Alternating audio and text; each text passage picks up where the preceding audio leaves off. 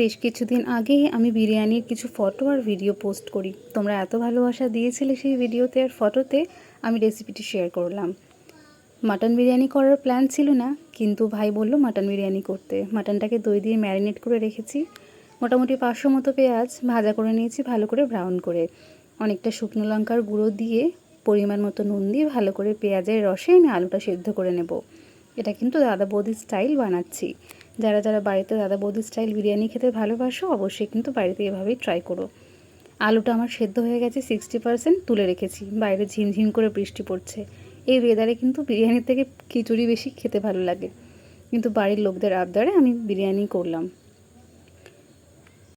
বিরিয়ানি করতে খুব ভালো লাগে, আর বাড়িতে রান্না করলে খেতে বেশি ভালো লাগে। গল্প করতে করতে তোমরা কিন্তু দেখে নিও আমি কী কী মশলা দিয়েছিলাম। সেদ্ধ হওয়া আলুটা তুলে নিয়ে ওই পেঁয়াজের রসের মধ্যে আদা রসুনের পেস্ট, একটু সামান্য লঙ্কা বাটা, বিরিয়ানির মশলা, আতর, গোলাপ জল, কেওড়া জল ভালো করে দিয়ে একটু কষিয়ে নিয়েছিলাম। তার মধ্যে ম্যারিনেট করে রাখা মাংসটা দিয়ে ভালো করে কষিয়ে নিতে হবে। এদিকে আমি গরম মশলা, নুন দিয়ে বিরিয়ানির চালটাকে রেডি করছিলাম। 50% চালটা কুক করব।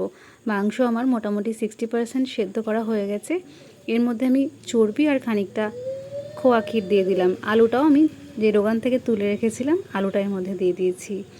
এই খোয়া ক্ষীরটা কিন্তু বিরিয়ানির ফ্লেভারটাকে আরও বেশি ভালো করে দেয়। এর মধ্যে অনেকটা পরিমাণে ঘি দিয়ে নিতে হবে। আর বাড়িতে থাকলে অবশ্যই আলু বোখরা, আমার কাছে ছিল না ওই জন্য আমি দিতে পারিনি। চালটা কিন্তু 50 to 60%-এর বেশি কেন কুক করবে না, তাহলে কিন্তু বিরিয়ানির চালটা যেটা আছে ওটা গলা গলা হয়ে যাবে। এবার আমি লেয়ারিং করলাম, ওপরে পুরো চালটা দিয়ে দিলাম। এবারে ওর মধ্যে ঘি, বিরিয়ানি মশলা আর দুধ, কেওড়া জল, আতর, গোলাপ জলের একটা মিশ্রণ ওপরে ছড়িয়ে দিয়েছি। চাটুটাকে মোটামুটি 15 মিনিট মতন হিট করে নিয়ে 30 মিনিট মিডিয়াম টু লো হিটে রান্না করেছি। বিরিয়ানি রেডি।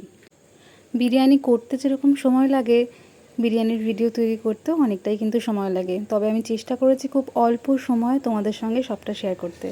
তোমাদের ভালো লাগলে ছোট্ট একটা লাইক, কমেন্ট, শেয়ার করে দিও। তোমাদের সাথে পরে অনেক গল্প হবে। আজ তাহলে আসি।